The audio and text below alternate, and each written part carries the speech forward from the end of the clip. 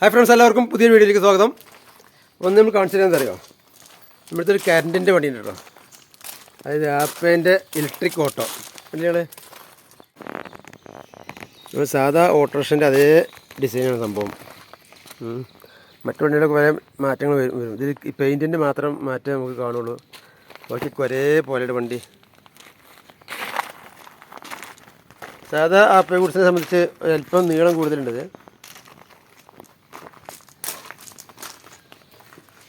അതാണ് നമ്മുടെ കറണ്ട് വണ്ടി. ഇതുണ്ടല്ലേ, ഫ്രണ്ടൊക്കെ സെയിമാണ്.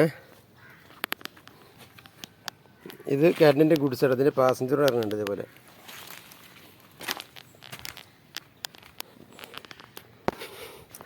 ഇതിൻ്റെ ഉൾഭാഗം ഇതാണ്. ഇതിനുള്ളിലുള്ള സൗകര്യം കേട്ടോ. ഈ സൈഡിലുള്ള ഒരു ബോക്സ്, ഈ സൈഡിൽ ബോക്സ് ഇല്ല. ഇതിൻ്റെ സ്റ്റാർട്ടിങ് എന്ന് പറഞ്ഞു കഴിഞ്ഞാൽ, അപ്പോൾ ആരെങ്കിലും വണ്ടി എടുക്കാൻ ഉദ്ദേശിക്കുന്നുണ്ടെങ്കിൽ അവരോട് പറയാനുള്ളത്, ഇതിന് പ്രത്യേകിച്ച് സംഭവം ഒരു പവർ പോയിൻ്റ് മതി. ഇതുപോലെ ഒരു പവർ പോയിൻ്റ് ഉണ്ടെങ്കിൽ നമുക്ക് ചാർജ് ചെയ്യാം. പക്ഷേ കമ്പനി പറയുന്നത് ഒരു ELCB ഇതിന് സെപ്പറേറ്റ് കൊടുക്കണം എന്നുള്ള, ഒരു ELCB ഫിറ്റ് ചെയ്യണം.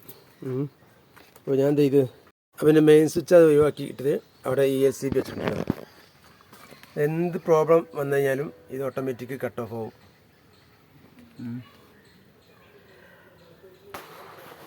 അപ്പോൾ അങ്ങനെ ഇത് സെപ്പറേറ്റ് ചെയ്തത് കേട്ടോ. ഇത് പുറത്ത് രണ്ടാമത് ചെയ്തതാണ് ഈ വണ്ടിക്ക് വേണ്ടി. അതാണ് ഇതിൻ്റെ ചാർജർ.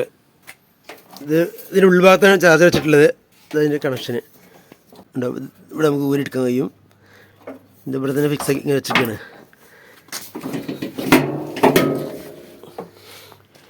സാധാരണ പിന്ന്, നമ്മളെ അയൺ ബോക്സിനൊക്കെ ഉപയോഗിക്കണ പോലത്തെ പിന്ന് കേട്ടോ. ജസ്റ്റ് ഒന്ന് കുത്തി നോക്കാം.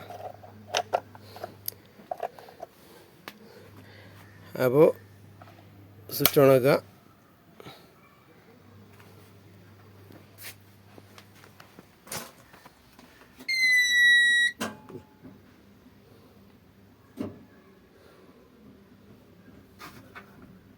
ഇതിൽ ഫുൾ ചാർജ് ആയിട്ടുണ്ട്. അതോടെ കട്ട് ഓഫ് ആയത് കേട്ടോ.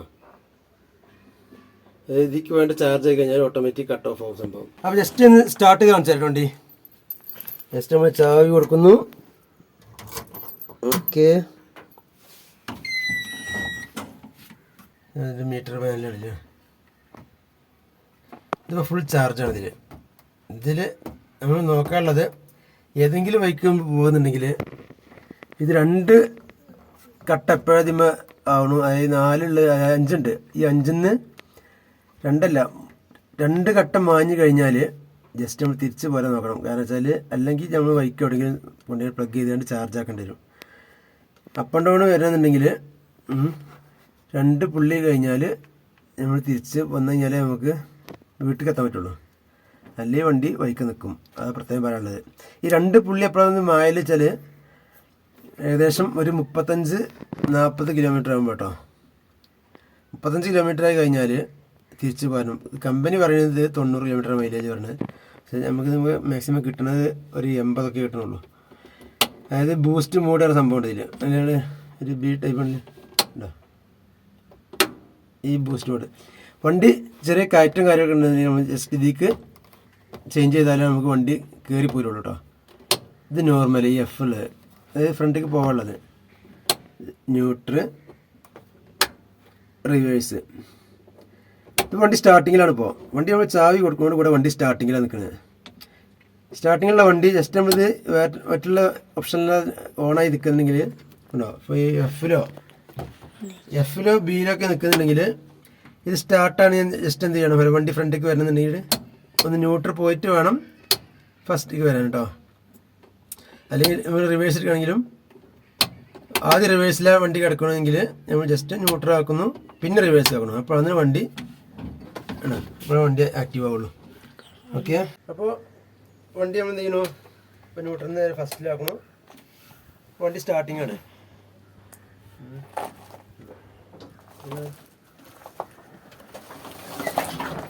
സിമ്പിൾ, സംഭവം സിമ്പിളാണ്. അടിപൊളിയാണ് വണ്ടി. പക്ഷേ ആകെ ഒരൊറ്റ പരാജയം മാത്രമേ ഉള്ളൂ, ഈ മൈലേജിൻ്റെ കാര്യം. അതായത് റേഞ്ചിൻ്റെ കാര്യം. മൈലേജ് എന്നല്ല അതിന് പറയില്ല, എത്ര റേഞ്ച് ഉണ്ടോ എന്നാണ് കമ്പനി പറയാം. അതായത് ഒരു 75 കിലോമീറ്റർ റേഞ്ച് നമുക്ക് പ്രതീക്ഷിച്ചാൽ മതി, കമ്പനി 90 പറഞ്ഞാലും. കാരണം പ്രത്യേകിച്ച് ഒരാളത് നമ്മൾ തിരിച്ച് പോരുമ്പോൾ വീടിൻ്റെ അടുത്ത് കയറ്റം കാര്യമൊക്കെ ഉണ്ടെന്നുണ്ടെങ്കിൽ ആ വണ്ടി ആ കയറ്റം കയറാൻ ബുദ്ധിമുട്ടാകും. കാരണം ഒരു 65 കിലോമീറ്റർ കഴിഞ്ഞാൽ നമുക്കിത് ഈ ഫസ്റ്റിൽ നിന്ന് ഈ ബൂസ്റ്റ് മോഡിലേക്ക് വണ്ടി ചേഞ്ച് ആവില്ല. ബൂസ്റ്റ് മോഡിൽ വലിക്കാനുള്ള ചാർജ് ഇതിലുണ്ടാവില്ല. അപ്പോൾ എന്ത് ചെയ്യണം, ഏകദേശം 2 പുള്ളിയുടെ അടുത്ത് എത്തുമ്പോഴേക്കും നമ്മൾ എന്ത് ചെയ്യണം, തിരിച്ച് വീട്ടിലെത്താവുന്ന നമ്മൾ പോകണം. ആ വണ്ടി അതായത് ഫ്രണ്ട് ന്യൂട്രാണ്, ഫസ്റ്റിലിട്ടു, ഫ്രണ്ട് റിവേഴ്സ് എന്നുണ്ടെങ്കിൽ ഇതതിന് ഗിയർ കേട്ടോ, വേറെ ഗിയറൊന്നുമില്ല. ഈ സാധനം അതിന് ഗിയർ. ഇപ്പോൾ വണ്ടി സ്റ്റാർട്ടാക്കുക, ഇത് ഇപ്പോൾ റിവേഴ്സായി, reverse gear, neutral, first, boost mode. ഇപ്പോൾ റിവേഴ്സിലാക്കി വണ്ടിയാണ് സംഭവം.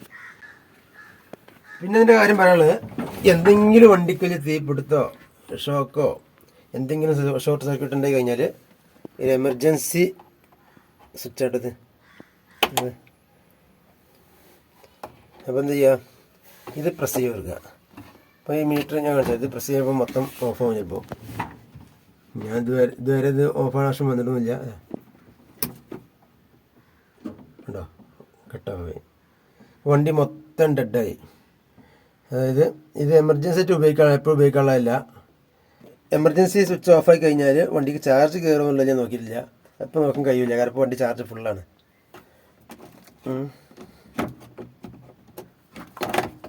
ഇനി ഇത് ജസ്റ്റ് ഓണാണെന്നുണ്ടെങ്കിൽ ഒന്നും ചെയ്യേണ്ടി ഉണ്ടാവില്ല. നേരെ ഒന്ന് ഓഫാക്കുക, പിന്നെ ഓണാക്കുക. അപ്പോൾ മക്കളെ പണി കിട്ടി തോന്നുന്നുണ്ടല്ലോ.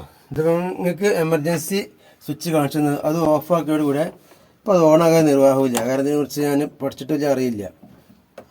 ഇപ്പോൾ വണ്ടി മൊത്തം ഓഫായ മാതിരി കാണുന്നത്. ഇത് പ്രസിഡോട് കൂടെ വണ്ടി ഓഫായി. ഇനി ഇത് ഇങ്ങനെ ഇങ്ങോട്ടൊരു ആരോ, അപ്പോൾ ജസ്റ്റ് ആ ഭാഗത്തേക്ക് ഒന്ന് തിരിച്ച് നോക്കി. ഞാൻ ഇങ്ങനെ തിരിച്ച് വന്നപ്പോൾ ഓക്കെ ആയി. അപ്പോൾ അതാണ് സംഭവം കേട്ടോ. ഇതിങ്ങനെ കട്ട് ഓഫ് ആയി കഴിഞ്ഞാൽ പിന്നെ നമ്മൾ എന്ത് ചെയ്യണം, കൈയിട്ടിട്ട് ഇങ്ങനെ തിരിക്കണം.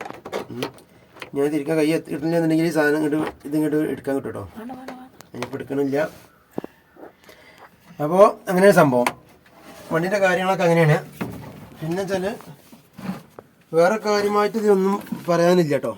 കാരണം വെച്ചാൽ മറ്റുള്ള വണ്ടിൻ്റെ ഒരേപോലെ തന്നെയാണ്. സ്വിച്ച് ബോർഡിൻ്റെ പാനലും വേണ്ടോ, ഇത് ഹെഡ്ലൈറ്റ്, ബ്രൈറ്റ്, ഡിമ്മ്,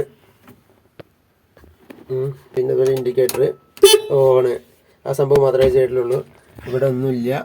പിന്നെ ബ്രേക്ക്, പിന്നെ ഇവിടെ 4 ഇൻഡിക്കേറ്റർ,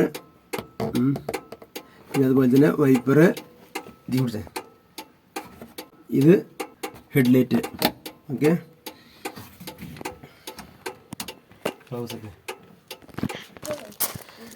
ഇതിൻ്റെ വീലൊക്കെ സെയിം സാധാ ഓട്ടോറിക്ഷൻ്റെ അതേ വീലാണ്, മാറ്റമൊന്നുമില്ല കേട്ടോ, സൈസ് മാറ്റമൊന്നുമില്ല.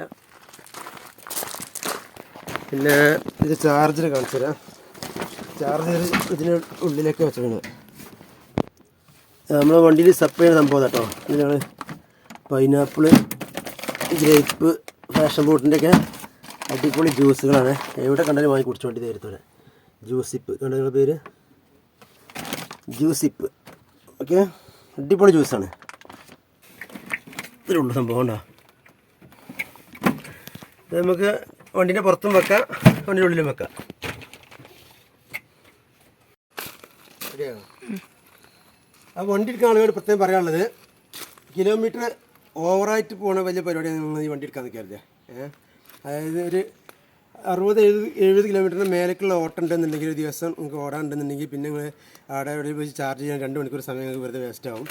60-70 കിലോമീറ്ററിൻ്റെ ഉള്ളിലുള്ള ഓട്ടാന്നുണ്ടെങ്കിൽ നിങ്ങൾ ഈ വണ്ടി ധൈര്യത്തോടെ അടിപൊളി വണ്ടിയാണ്, പ്രശ്നങ്ങളൊന്നുമില്ല. അല്ലാത്ത ആളുകൾക്ക് ഈ വണ്ടി പറഞ്ഞതല്ല. ഓക്കെ, ഞാൻ ജ്യൂസ് കേട്ടോ. ഈ ജ്യൂസ് ഏത് കടിയുണ്ടെങ്കിലും വാങ്ങി കുടിച്ചുകൊണ്ട് അടിപൊളി ജ്യൂസാണ്.